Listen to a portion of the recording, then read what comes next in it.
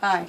Our mission is to champion young men and women to be catalysts for peace through an annual P.E.A.C.E Festival that creates cultural exchange opportunities for those youth. That is very important to me, one, because as in many of our communities, violence seems to be gaining more momentum and becoming more prevalent and more of a talking point within our communities and even outside of our collective communities.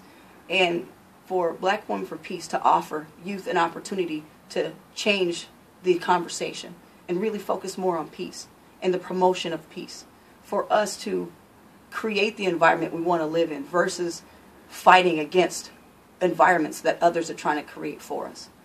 And through not just the P.E.A.C.E Festival itself, but as we build up towards the P.E.A.C.E Festival and to see the young people come together the way that they do, excuse me, it's real. It's not just an event. It's not just a talent show. It's really a powerful convergence of young leaders who maybe initially didn't even realize they were leaders. And they're coming together this year under this theme, We Stand for Peace.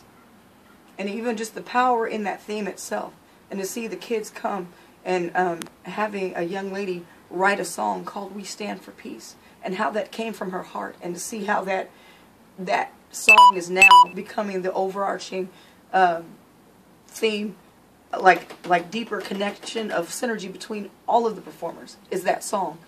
And it's beautiful to know that even though this is an event that we do once a year, this is something that they're going to carry forward into every area of their lives. And I believe because the core is the peace pledge, and there are principles to really put peace in action. And each performer takes a commitment to the peace pledge, which is an acronym. Peace. P is to protect the liberties of others as well as my own. E, to educate myself towards being the best me that I can be. There's a lot of focus sometimes for youth to try to figure out who they are. And then once they figure out who they are, to educate yourself towards being the best that you can be and not aspire to be anyone else but who you were created to be.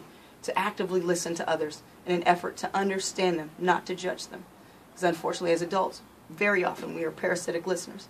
And we're listening for a catch. We're listening so that we can answer. We're listening so that we know where to interject or respond.